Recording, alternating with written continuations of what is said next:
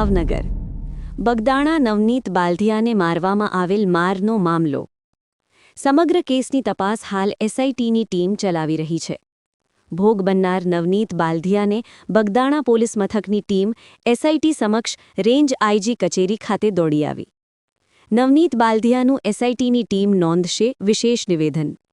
નવનીત બાલધિયાએ કહ્યું, મારા પાસે જયરાજ આહિર વિરુદ્ધ તમામ પુરાવાઓ છે, જે હું એસઆઈટીની સમક્ષ રજૂ કરીશ।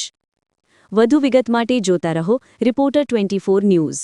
અહીં જે રેન્જ આઈજી કચેરી ખાતે પહોંચ્યા છે જે અને એસઆઈટીની ટીમ છે। નવનીતભાઈ આજે તમને અહીંયા લઈને આવ્યા છે, શું કહેશો?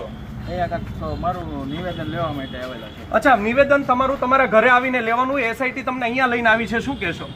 તબિયત થોડી કામ સારી છે એટલા માટે કહે છે કે તમે અહીંયા આવી નવનીતભાઈ, તમને લાગે છે કે તમને એસઆઈટી દ્વારા ન્યાય મળશે? મળશે। અત્યાર સુધીની તપાસમાં તમારી પાસેથી શું નિવેદન લેવામાં આવ્યા છે જણાવી શકશો?